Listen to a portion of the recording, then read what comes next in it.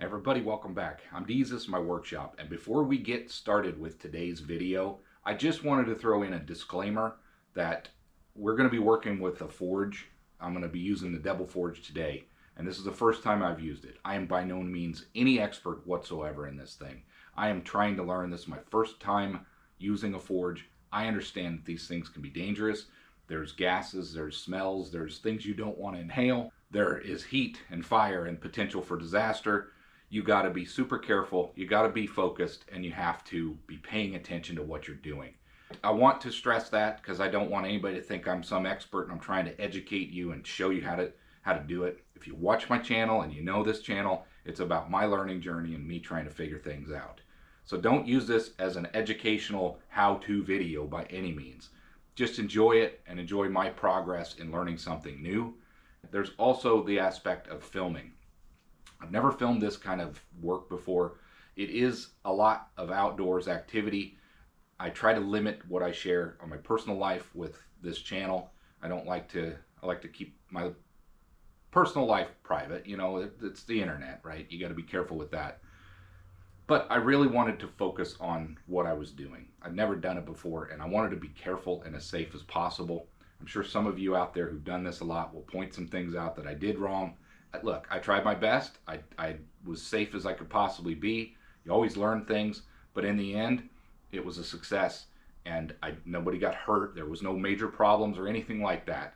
But I just wanted to stress that it is important that you have to be mindful of what you're doing. Be very careful. Consider what you're working with, you know, from whether you're preparing it with the fiber wool and that stuff. You don't want to breathe those fibers in. When you're actually melting and burning things, there's fumes and gases that come off of that. That stuff can be dangerous depending on what you're melting and what toxins and things might be in there. And the heat aspect. Be super careful. Do this outside.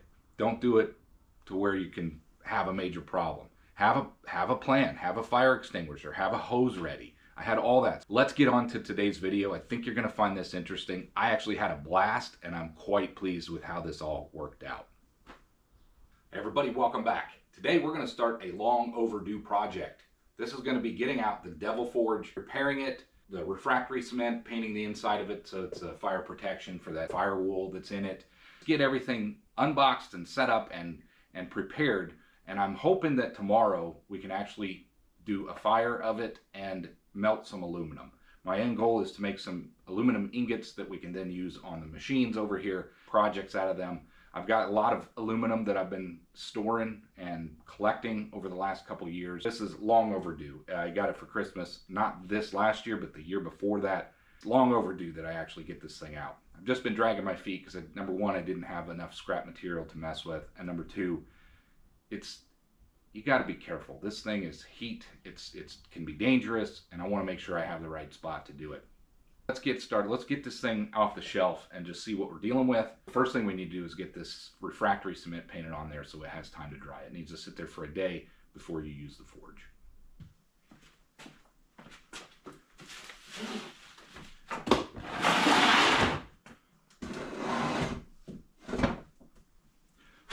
So here is the forge itself, and this is how it came. It's got the wool on it. It's got so this is the Devil Forge. It's pretty well made. If you've seen on YouTube, a lot of the YouTubers that are doing forging channels, like Big Stack D is the main one that I've seen. They use Devil Forges, and these are pretty good quality. But this is how it comes. It's got your wool in it, and it had some components in there when it came, but this is what we need to get to. Now you want to be careful with this stuff too. You don't want to breathe these fibers in. I'm pretty sure that's harmful to you, so be careful when you're handling this stuff. Went and purchased a container for all the accessories. I want to keep everything related to this forge in one spot so I don't lose it. And that is what we have this container for. That kit came with, you know, a brush. We're going to need that. That's so you can paint on the refractory cement. A little instruction sheet, some accessories. These are the crucibles I just bought. There's a fire brick that goes in the bottom, some heat-proof gloves. I did purchase this as well because I know with the aluminum I have, I'm going to have dross. I need to get that kind of cleaned out of there before I pour into the molds. There's some gauges and a hose. I am waiting on another set of crucibles, some round crucibles. These are square, rectangular. Kind of go through all this stuff, but this is what we're going to use to hook everything up and get it fired up.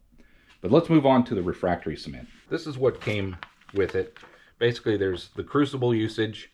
It's graphite, tells you about how to use it. You don't want to have moisture in these things. It also came with a user manual. This is the user manual. I wouldn't call it, maybe that's all it needs to be, but that's what it is. It just tells you what you need as far as tools, where the burner goes, some extra installation that you can put around the burner, and it just kind of tells you how to use it and set it up for the first time. This is going to be our task for today. It came with this pack of refractory coating, refractory cement rigidizer for the ceramic fiber blanket. I don't know that you absolutely have to have this stuff, but I think this helps prolong the life of your firewall. You want to have 550 grams of rigidizer and 385 milliliters of water. I'll probably measure it. I can do that. I want to get it right. You need to stir evenly for 15 minutes, and then after stirring, the mortar should be used as soon as possible. So we have our stuff ready. I'm going to go ahead and measure out. So this is 550 grams, so I'll double check that, but we just need 385 milliliters of water, and we'll get that stirred up and we'll apply it. Well, I measured it up. This is, in fact, a 550 gram bag. I weighed it. I was looking for a container to stir it in, and we found this one. We had some food coloring and stuff in the kitchen. Yeah. Let's go ahead and get this refractory cement coating put in here, the rigidizer, stir in the water. It says we need to stir for 15 minutes, and then I looked online, and it does say to put the fire bricks while it's drying. It helps keep the bottom from cracking. So we're going to do that. Just follow the directions.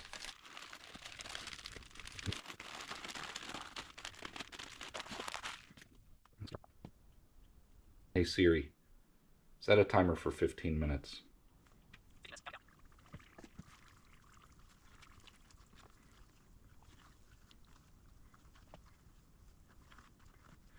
So again, it's important to stir this for 15 minutes according to the directions, because there's a binding agent and it makes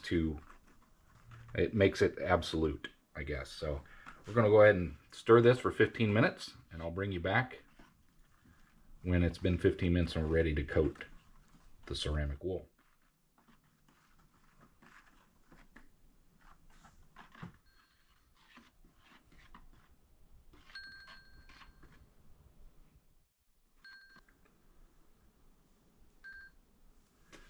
It's been 15 minutes. I think we're ready to paint this stuff on.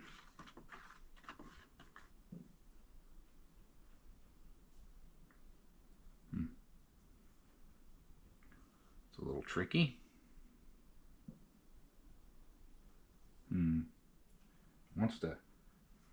Doesn't really paint on very well. Well, I don't like that. Stuff doesn't want to just paint on.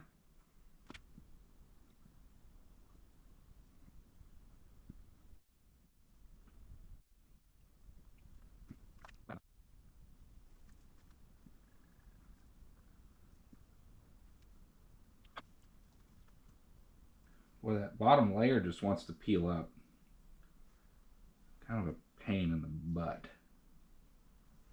I think you get the picture. I'm going to try to get this on here as quick as I can.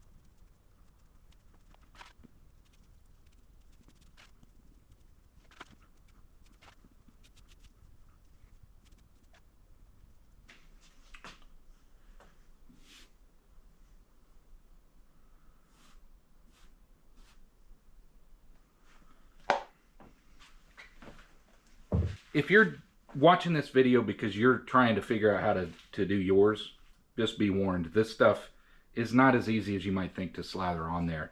Initially, when you put the cement on, it wants to peel away the top layer of some of the firewall. So just take your time, start dabbing it on if you have to.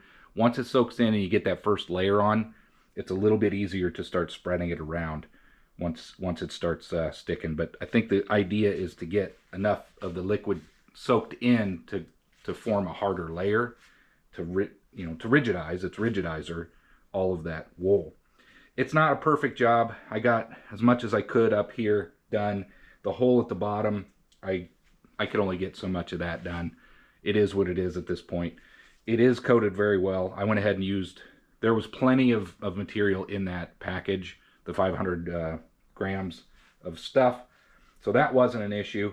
Now we need to put our fire brick down in here and let this thing dry. The instructions say to put the fire brick in, and I looked online and that's what other people have concluded. So that's what we're going to do. And I guess the reasoning is it'll keep the bottom from cracking. Whatever. That's what they say to do. So that's what we're going to do.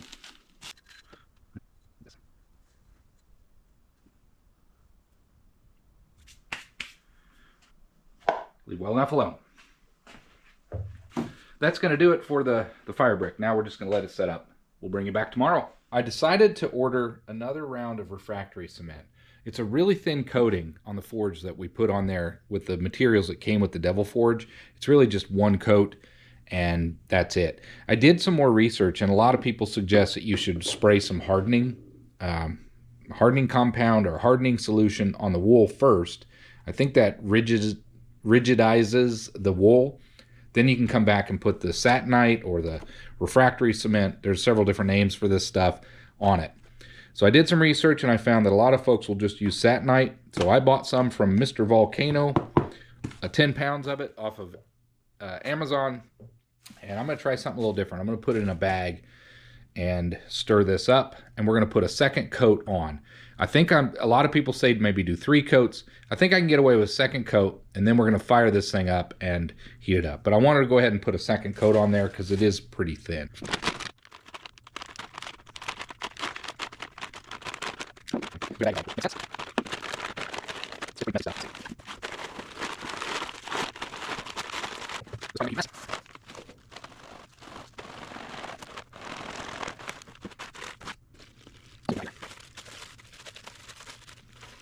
Let me get this stirred up and I'll bring you back and we'll get this applied.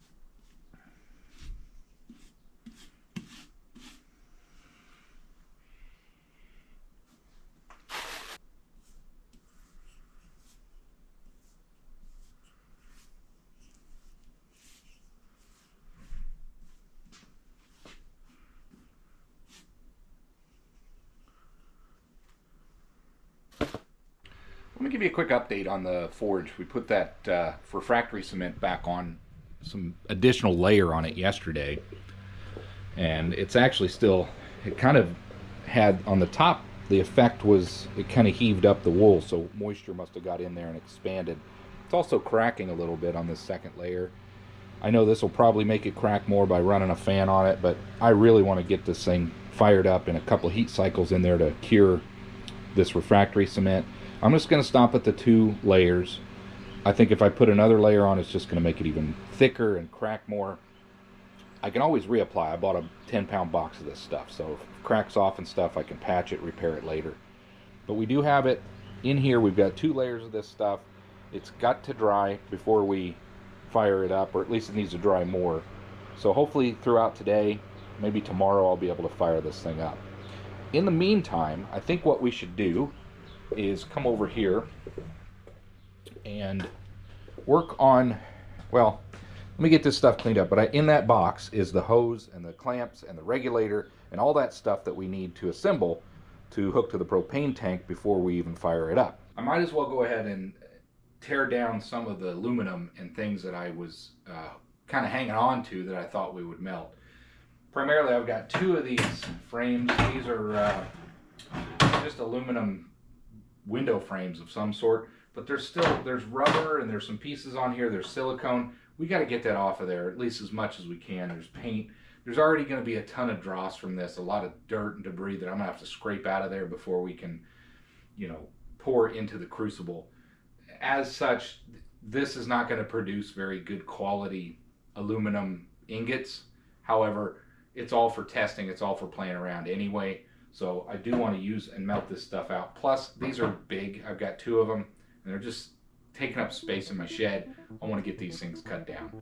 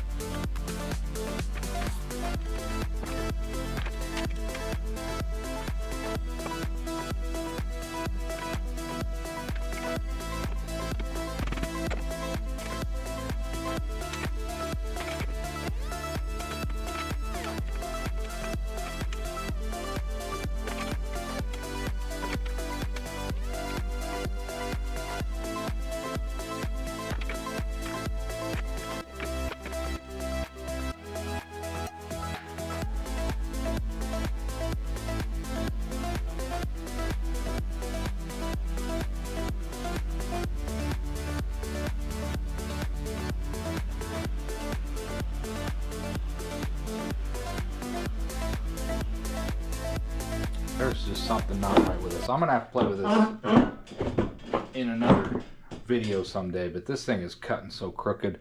It's got to do with the bottom rollers and bearings. It's just not right. We got these pieces cut up. I need to cut the corners off of the main frame, but before we do that, let's go ahead and kick these rubbers out of this thing.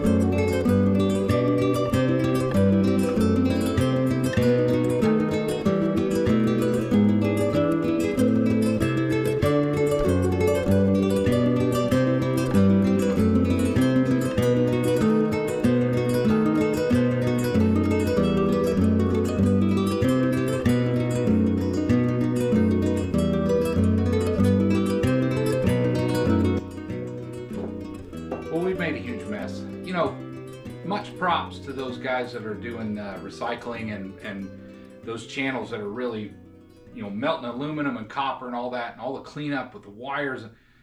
I don't care for it. It's not my thing. I do really want to melt stuff and I want to make things like that. But as far as cleaning up all this garbage and crap, it's just not my thing. But I'm going to do it. I've got these parts. I've got this scrap aluminum. This is the stuff that I've accumulated. We're going to melt that stuff down and then we're going to make something out of it.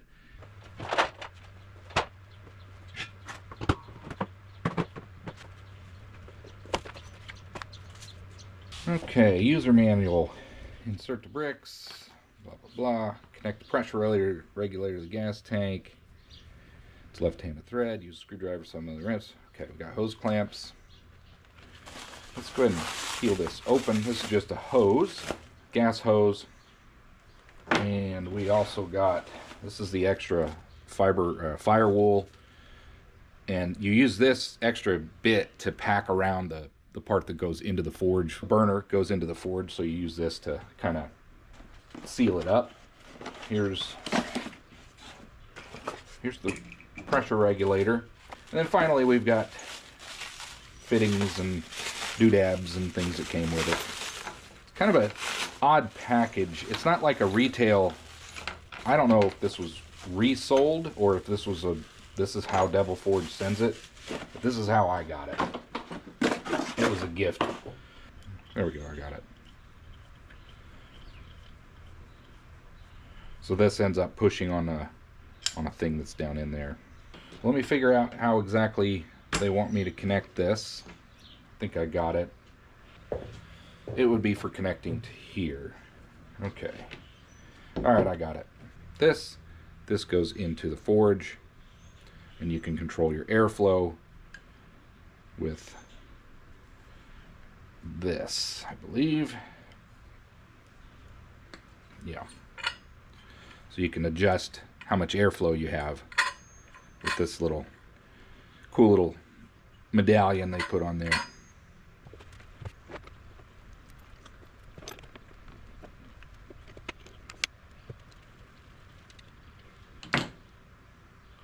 That will do.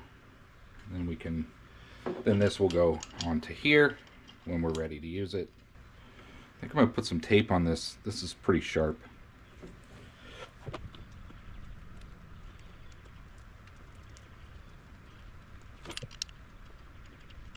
Remember, this is gas stuff, so it's left-hand threaded. Yeah, see. I'm going to go ahead and heat it a little bit.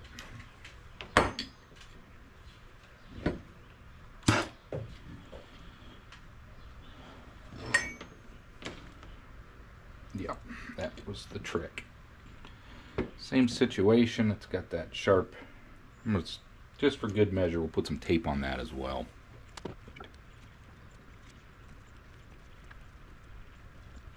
That's about all we can do today while we gotta wait for that thing to dry. I think I got everything figured out. So this will go into the forge when we're ready. This is nice and tight. We will have to put that into the propane tank, and all of this should fit nicely in my container. Well, we ordered something, and this is going to be for the forge. I'm going to start getting that thing out and start preparing and figure out how to melt some aluminum and make something to where I can actually produce some raw stock out of aluminum that I can then make future projects with. And I needed to get some molds or something in order to, once I have the aluminum melted, I got to put it in something to make shapes and forms. So we'll see what we got here. These are not as big as I thought they would be, but maybe that's okay. At least it's a place to start with. Here's some molds. Let's go ahead and take a look at them. At least they don't look broken or anything. These are smaller than I was thinking they would be, though. But this will get me started for my first melt. I've never done this before, so it's all kind of learning for me.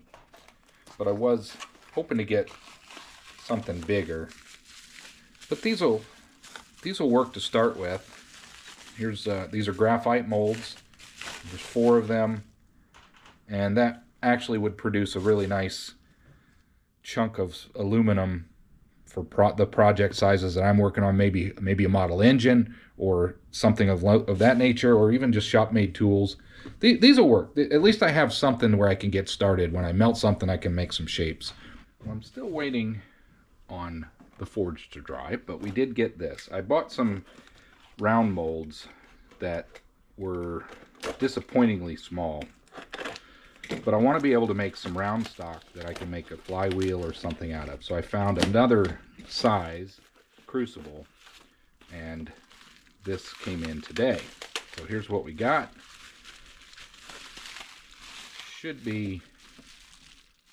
That should be a decent sized puck of aluminum or material that I make. Yeah, this is going to work out a little bit better. This is more in line with the size. It's not quite like 3 inches wide or anything, but it's going to be a lot. It's going to produce a piece of metal that I can work with a lot better. It's 2.5 inches, about 2.5 inches by a little under 1 inch. This will produce a nice piece of aluminum or stock that I can work with. Let me show you the small ones that I'm talking about. I showed the square. I think these are going to produce a nice usable piece of stock as well. Here was the other for size comparison. This thing is super small. It's more of a coin size crucible. Sure, I'll use them, right? I'll make something with them, but this thing is 1.5 inches, a little over 1.5 inches by 3/8, not even 3/8, a little over 1/4 inch tall. So that's going to be a small piece of aluminum disc, but I am going to use all of these. I'm going to melt a bunch of aluminum, and we're going to make some raw stock out of this stuff so we can make future projects. Our first pour's done, taken out of the molds, and we're just melting some more down in there. And we're just going to keep doing it. I'll try to get you in a tripod, but we're just going to go through all this scrappy aluminum we've had laying around and make some ingots and some round bars. I don't know what we'll do with the small coins, but it's coming along. We got it figured out.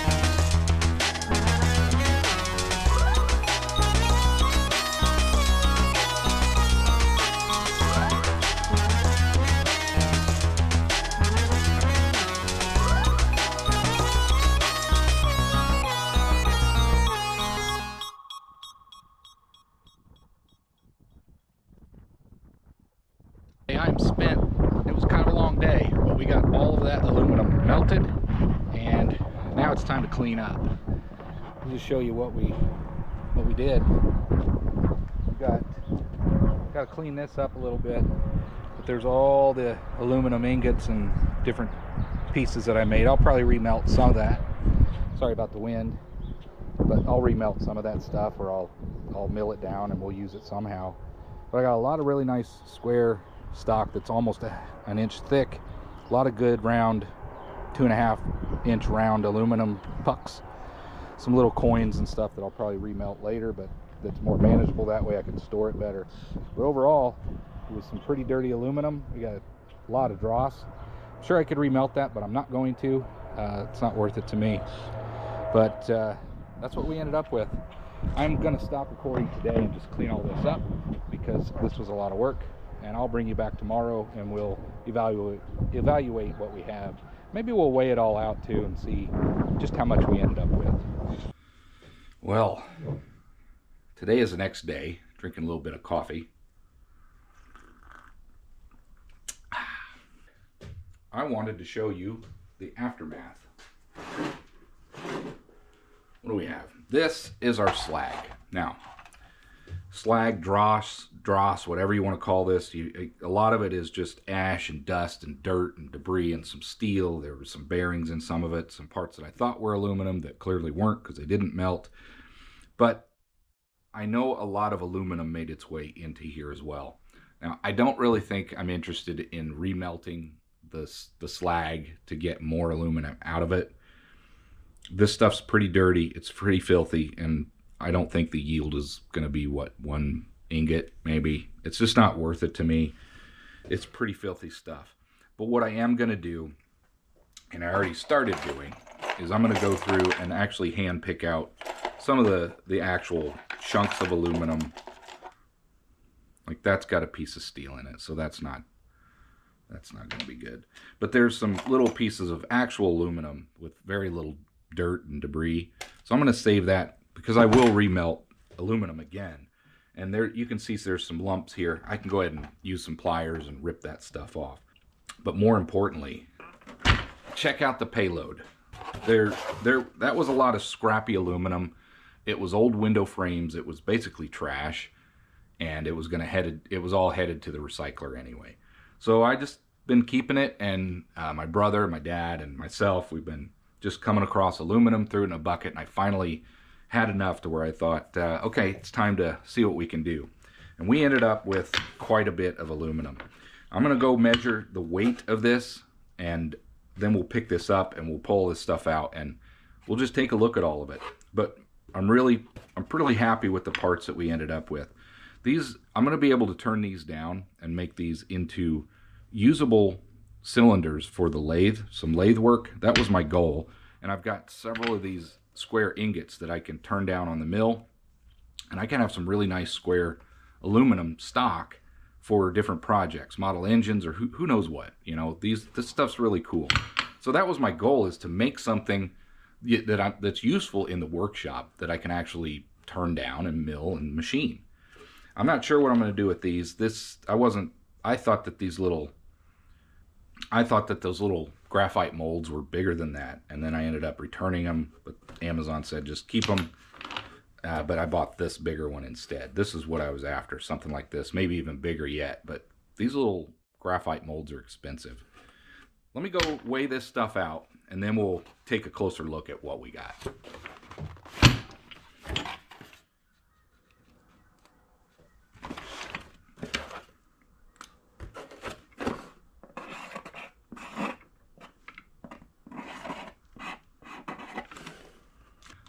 20.2 pounds of aluminum.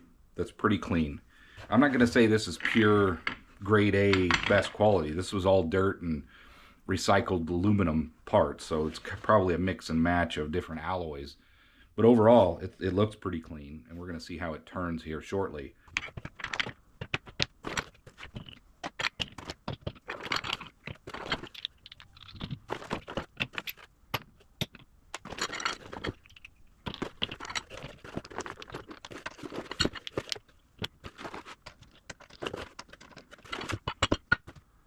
They're not all consistent, and You know, obviously my technique isn't perfect. I got a lot to learn on how to pour all this, but you know, it's hot and everything, and I'm just trying to be safe more than anything.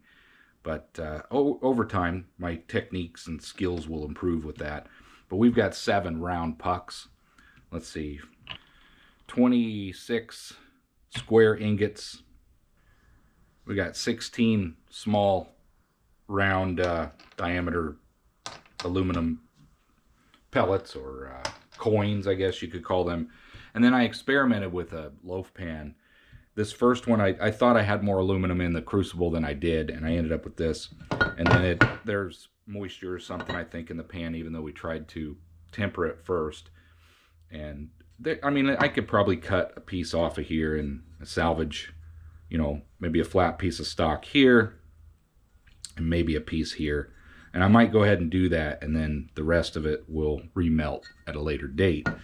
This one here, I wish I didn't have it at an angle sitting, but this would have been a really nice chunk that I could use. Now again, I could probably cut this into thirds and have 3 nice sections of aluminum. That's probably what I will do.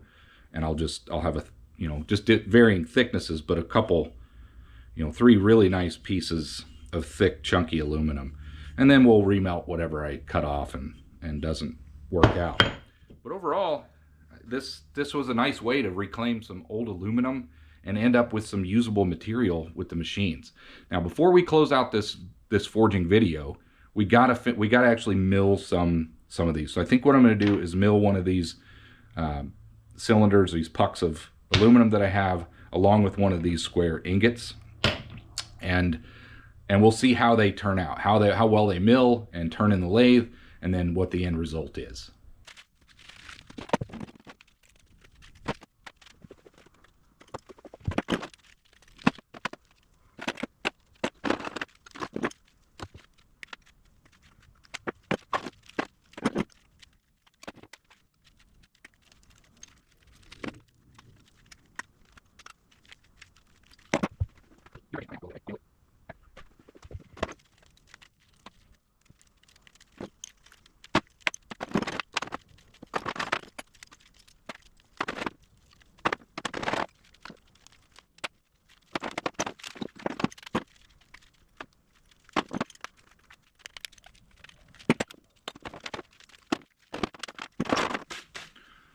Well, I'm going to stop here.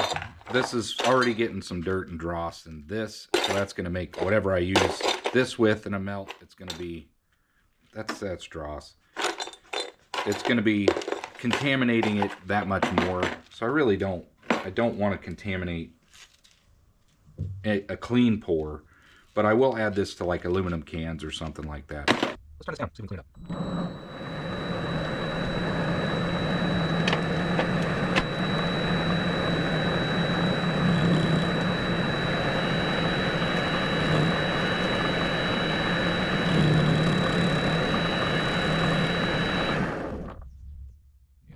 Switch that for some high-speed steel. That's already galling on my precious carbide,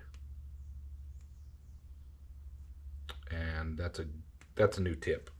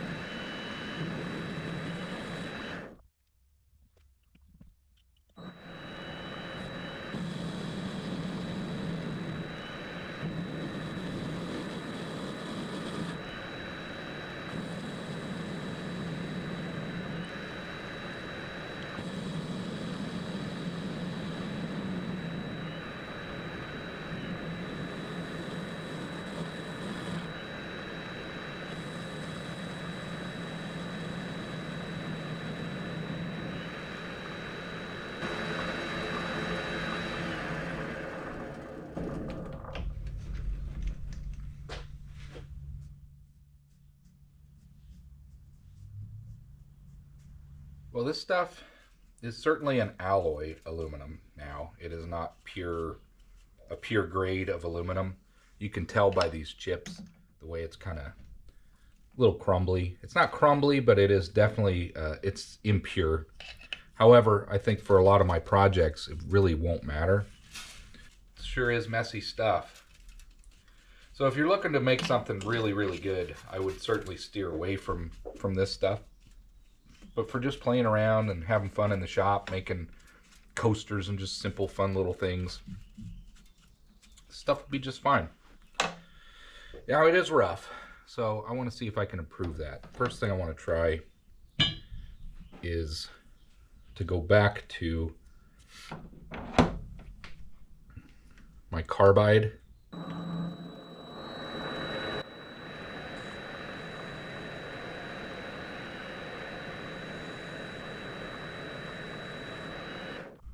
Oh, that's a lot better. So you just gotta clean it up with some carbide or something. That high-speed steel. Maybe it's got a burr on it as well now.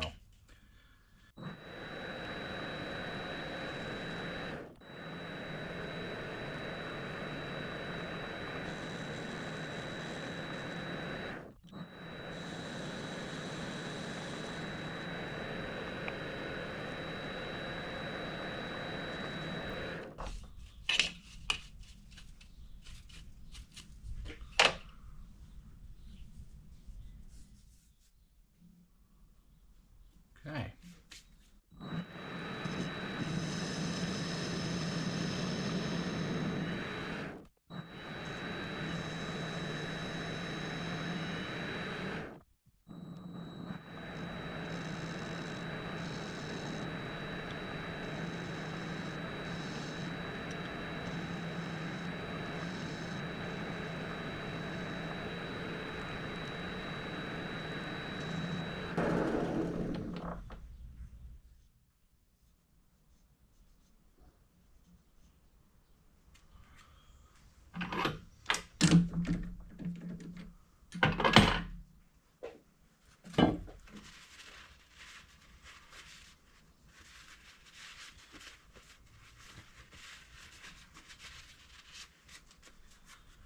That's as far as we're going to go on the lathe with this. Let's move over to the mill, and then we'll recap over at the bench.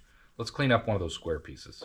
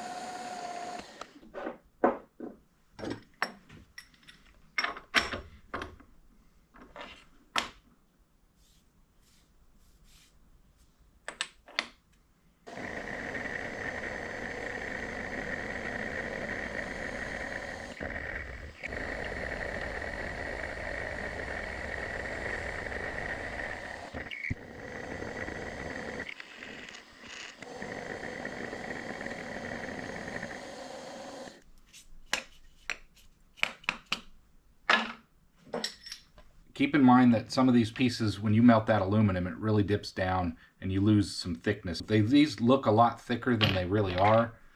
Some of them I'm going to be able to get a little bit more out of. I'm sure there's a technique to pouring these to where you have a more consistent piece. This is what we ended up with. I do have a little bit of a blemish here that I didn't mill out, and a little flaw here.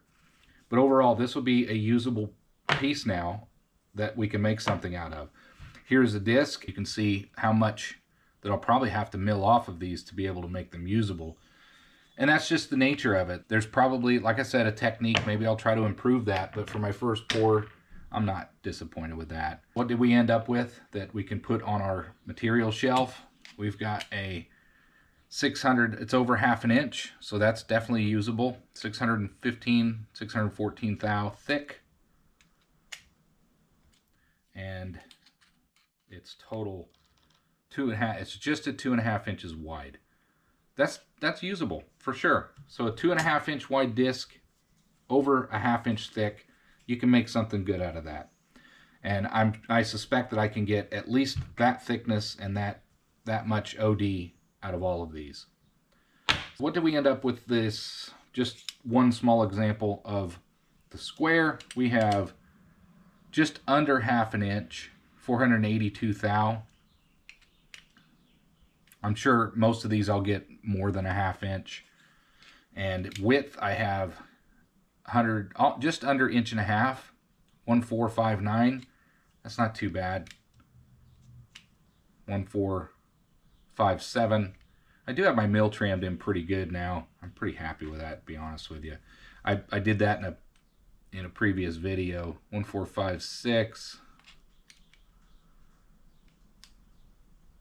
1457. It's within a thou. I mean, and I'm just using calipers. Not too bad. Just under 1/2 inch thick.